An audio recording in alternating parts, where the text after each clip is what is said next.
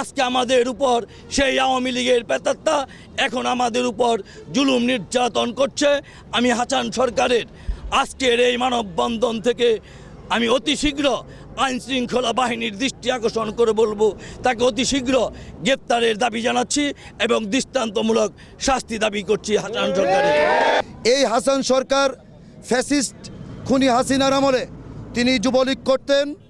সেই যুবলীগের প্রভাব খাটিয়ে আমাদের বিএনপির নেতাকর্মীদের কাছ থেকে বহুবার তিনি টাকা নিয়েছেন, বলেছেন আপনাদের নামে মামলা হবে না, আমি মামলা আপনাদেরকে সেভ করব, আপনারা আমাদেরকে টাকা দেন। এরকম আমাদের বিএনপির অনেক নেতাকর্মী এই হাসান সরকারকে টাকা দিয়েছে এবং তার বিরুদ্ধে রাজ্জাকের নামেও বর্তমানে ফ্যাসিস্ট খুনি হাসিনার আমলে 21টি মামলা চলমান, রাজনৈতিক মিথ্যা মামলা।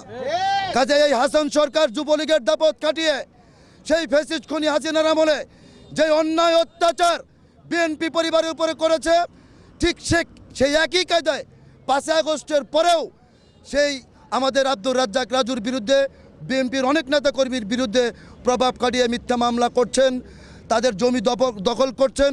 আমি বুঝতে পারতেছি না এই হাসান সরকারের ক্ষমতার উৎস কোথায়। যে যার কথা বলা হয়েছে হাসান সরকার, তিনি আমাদের আশেপাশে এবং আমাদের পাড়া প্রতিবেশী অনেকের জায়গায় বিভিন্ন ধরনের চক্রান্ত করে এমনকি আমাদেরও জায়গা তিনি দখল করেছে।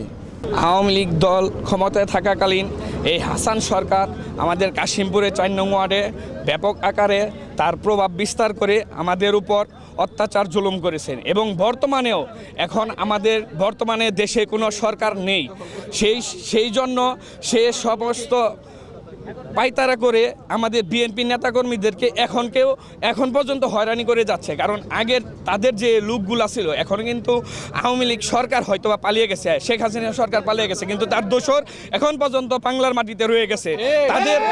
তাদেরকে নিয়ে সে পরিকল্পিতভাবে অন্যায়ভাবে আমাদের বিএনপির উপর জুলুম করতেছে। সরকারের বিরুদ্ধে অনেক অভিযোগ, অনেক দুঃখ কষ্ট রয়েছে। আমার সহযোগিতা একটি কথা, খুব এই সাংবাদিক বিগত দিনে